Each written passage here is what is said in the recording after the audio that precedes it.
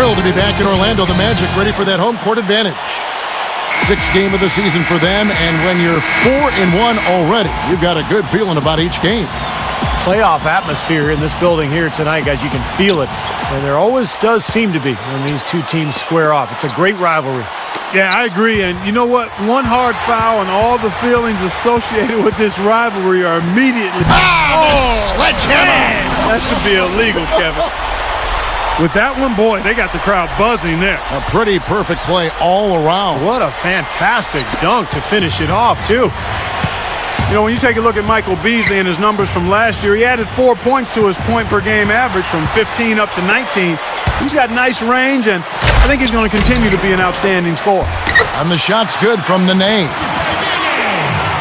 Here's Williams, averaging 6 points per contest. Let's find out what Doris Burke has for us. Thank you, Kevin. A bit ago, Stan Van Gundy and I were able to chat. They are up against Danny Granger, who is a guy who can hurt them in a lot of different ways. He talked about what his team needs to do to slow down Granger. One key will be to make sure he has to work for every shot, saying if we let him just catch and shoot in the corner, we're toast. We have to make him work for every shot he gets. And as always, Doris, thank you. And it's the Magic with the ball. After Danny Granger's bucket. Shots good by Williams. He's one of the best in the league at that. Even with just a tiny sliver, he always seems to find a way to get it up and in. And for Michael Beasley, a natural power forward, but Steve, with his shooting, he can probably play at the three. Yeah, a little bit of a tweener. You know, he can play four, he can play three. I think there are times when there's a mismatch on the offensive end of the floor because he's so difficult to cover. The key for Beasley is just the consistency on a nightly basis, particularly at the defensive end of the floor. To the inside, deflects the pass. Stolen by Carter. And Toronto has possession. It's a three-point game. They're moving on after the tough loss they took at the hands of Miami. And their shooting percentage as a team was just awful. They started out slowly. It seemed like it just spread through the whole team. Nobody could make a shot. And people lost confidence, too. I mean, that's what jumped out at me, Steve. The ball became kind of a hot potato. Nobody wanted to take the next shot.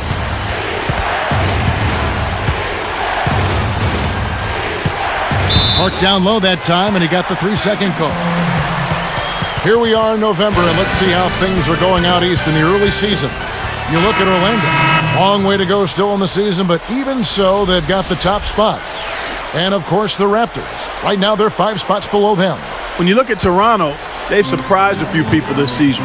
It was hard to tell what direction they'd go in, but no doubt they're on the right track. Yeah, things are falling their way this season, Clark, and it's good to see. They made a few subtle changes to the roster over the summer, and most people didn't really think too much of it, but those moves have paid off. I mean, they're having a good season. Well, Vince Carter always had a knack for hitting tough shots, and with his length and that athleticism, you knew he could create space and shoot over the top of defenders. And Vince Carter certainly, Steve, could hit some tough shots. The downside, Clark, was, of course, sometimes maybe he settled for tough shots. And those tough shots, Kevin, only get tougher as you age. I mean, the years accumulate. You have to get creative. It's just not as easy to fool or bamboozle defenders to get easier shots. Some coach told me that the hardest thing in coaching in the NBA, Clark, is coaching an aging superstar. And we're looking here at Vince Carter, and he is in that category right now. One time he was the show in the league. Sometimes your mind says yes, but your body says no if you're that player. Yeah, we call it a crisis of identity. It's a tough thing to deal with, particularly on the stage of pro sports. Out of bounds. They'll keep possession. Just 4 seconds left here in the first quarter. A free-flowing first quarter. Great scoring through 1. Magic lead by 4. Well, I'll tell you what, I like what I've seen from this club defensively. They're forcing a lot of turnovers. The NBA season continues.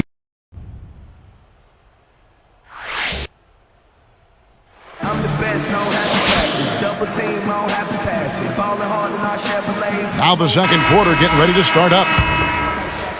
Here is Augustine. Well, the Raptors last season did not fare well against Eastern Conference opponents, and that's something that they have to improve upon with this young roster. You've got to establish yourself at home and games against teams in your conference. That's important. So with Rose on the bench, here's who's on the floor for Stan Van Gundy. They've got Cephalosha, Ryan Anderson out there with Nene. Then there's DJ Augustine, and it's Beasley, and it's the small forward. You know what? That's what you like to see. A perfect pass leading him right into the shot. Didn't even have to break stride. Magic leading by 4. And for the Raptors, Clark, when you look at the Eastern Conference, the competition for that 8th spot, not exactly devastating. That's right, Kevin. I mean, they may not contend for the playoffs this season, but a move here, a move there, adding a piece, they could be right back in the playoff picture for maybe that 7th or 8th spot. Here's Toronto, trailing by 4. And this game, the first chance they've had to see Orlando. Well, these are a pair of conference rivals that are going to be very familiar with each other by the end of the season. This is just the first of 4 games they'll see each other. He decided to hang around for a while. A little extra hang time on that dunk and made sure the photo op didn't go to waste. I'll tell you what, that's usually a technical foul, Clark. I think he got away with that one there. And here's Anderson for 3. That's how you have to play him. That's paying attention to the scouting report. Get up in him and bother his shot. Yep, get in his airspace. Don't give him any room to get that shot off. Great defensive effort. Starting out this series, Clark, they're just, getting a feel for each other, feeling out this year's roster. That's exactly right. And the big-time jam. Let's see it again with the Sprite Slam Cam. Come on now, I didn't see. Can you believe that finish?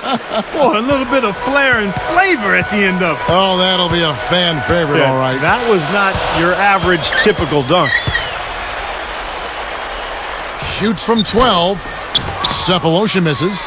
Difficult shot from mid-range, and the defense was all over him. Boy, I like the close out there, Steve. Well, I don't know what to say about that. I mean, he went reverse on him. Beautifully done. Clark, words can't even do that one justice. Just let the pictures tell the story, guys. They need this. And Nene gets it to go on the assist by Augustine.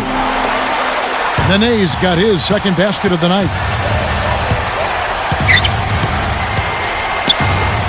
Jacks up a 3. Orlando grabs the miss. They defeated Charlotte in their last game. Well, they were fortunate to be up against a D that looked totally overmatched. I mean, there wasn't much that they couldn't do offensively. Yeah, they completely had their way with it. He had a nice open look right there. Here's Augustine looking for his first bucket of the game. Clark, their offense has been great here. Yeah, I love the way they've looked. Really strong and together. Yeah, and very aggressive, too. Keeping the defense off balance with their ball movement. I like the way they look. Now here's Williams. Just his first. Good! Ooh-wee, Kevin. That was a big shot to extend their lead and send them into halftime with momentum. We'll be back momentarily.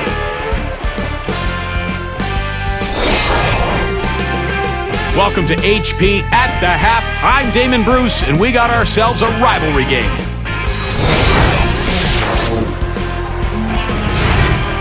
At Phillips Arena, the Hawks with a win over the Nets ended up running away with it. Excellent game from them. Their top scorer, Gilbert Arenas. And checking out.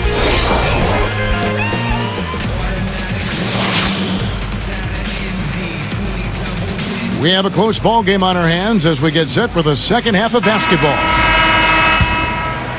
Here's Rose. Boy, I tell you what, fellas, you know it had to be a very disappointing end to the season last year for Orlando.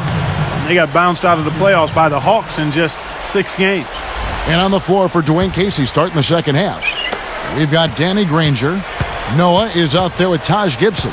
Then there's Carter. And it's Williams at the point. Back to Noah. Pass to Granger. Fires from the corner. Drained for 2 points. Granger's got it going here in the start of the second half. The first points in the third quarter for the Raptors.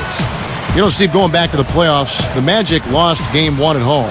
And you think that set the tone for Orlando in this series? I think so. You know, I think game 1 almost always sets the tone. And particularly when you lose the first one at home, it puts a little doubt in your mind. I think Atlanta gained a lot of confidence from that victory. Raptors leading by 7. Williams dishes to Gibson. The rebound by Young. Looked like he was maybe showboating a little bit. That fadeaway, really no reason for it. Here's Nene, and he drops it in from the low post. Nene's got 6. Boy, the Nuggets had problems in the playoffs versus the Thunder, but I thought Nene still maintained his season averages and played pretty well. Williams, he's covered by Rose. Bunny shot, takes it right up. So he gets the whistle, contact on the way up, and 2 shots coming up. Clark, back to Nene in the playoffs.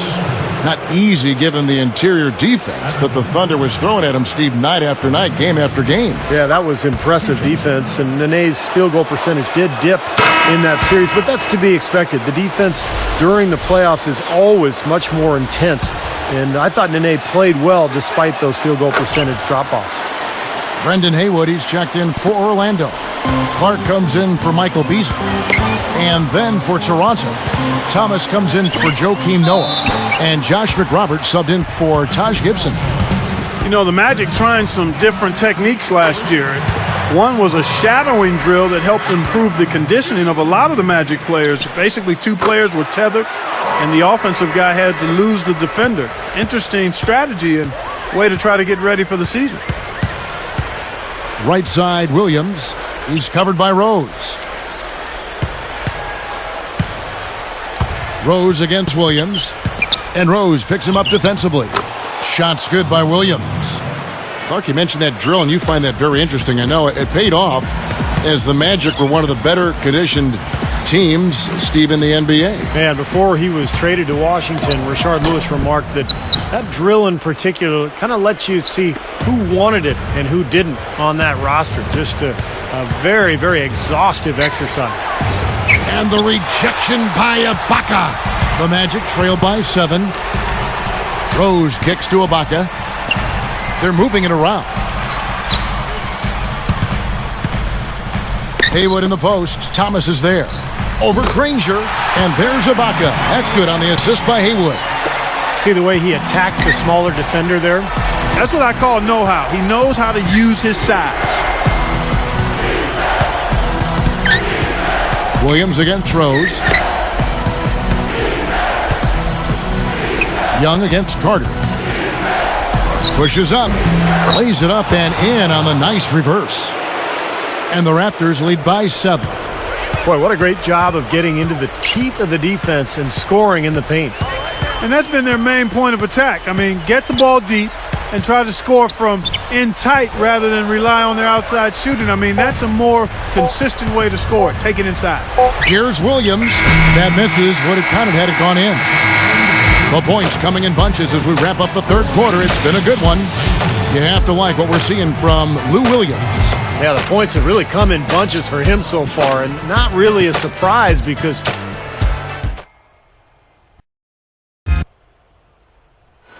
who has our Sprite Spark of the Game report. Doris?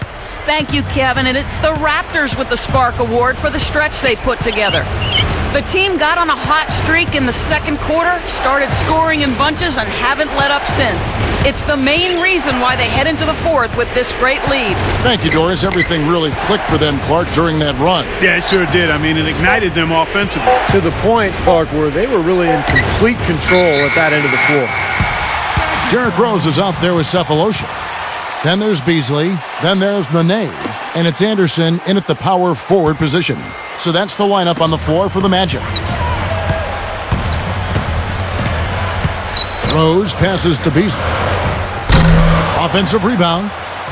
Blocked. Clark, they can burn some clock if they want to. Yeah, and maybe buy a little oxygen while they're doing it. He's so graceful around the rim. Sometimes you forget how strong he is. Rose dishes to Cephalosha. Puts it up. And Nene with the basket on the assist from Cephalosha. 8 points for Nene. They continue to barrel their way inside, and when's the defense going to adjust? Well, I'm asking the same question myself, partner. I mean, that's 8 points out of their last 10 coming inside. Rose is tagged with the reach. That's his third foul of the game.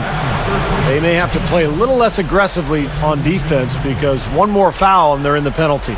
Well, Steve, you can be aggressive, but you just can't put your hands on folks. You got to move your feet. Catching up on the changes for Orlando. Serge Ibaka has checked in for Anderson. Young comes in for Cephalosha. And DJ Augustine subbed in for Derrick Rose. Shot clock at 2. And a foul called on the shot. Got him on the way up that time, so he'll shoot 2 right here. Looked like he hit him on the release of that shot, so a good call by the official. Very easy one there. It sends him to the line for a pair of free throws.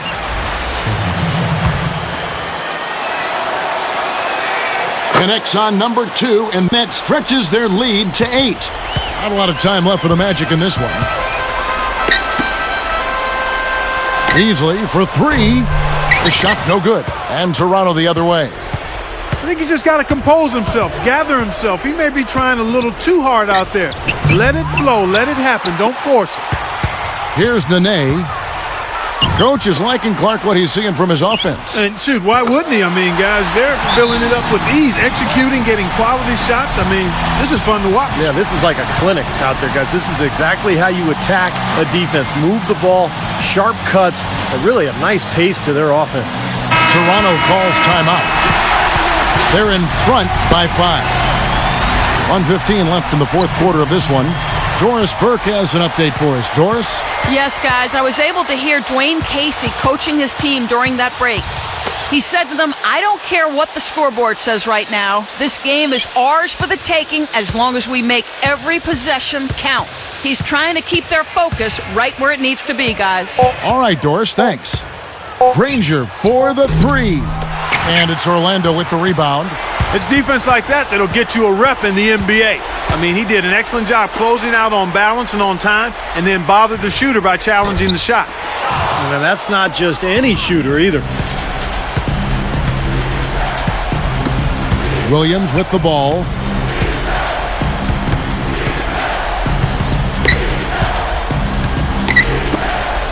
Carter outside.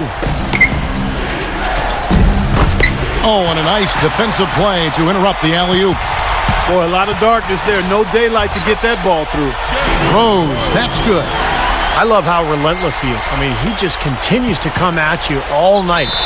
And an intentional foul there stops the clock. Well, not much of a choice there. They pretty much had to foul. Yeah, that's the only option they had to try to get the ball back to even this thing up. 2 for 2, and it's a 5-point ball game. And that'll do it, Kevin. Those last free throws were the icing on the cake. Time called here. The Magic decide to talk it over. They're trailing by 5. We've got 13 seconds left in the game. Guys, your thoughts? Well, what you want to do here is attack the rim, get a quick shot, and then look to force a turnover or foul. Yeah, one way or the other, it's going to come down to free throws at the other end, no doubt. A fantastic steal. He knew exactly when to jump into that passing lane. Well done. And so it's Toronto winning this one. They came, they saw, they conquered. Hey, Kevin, to me,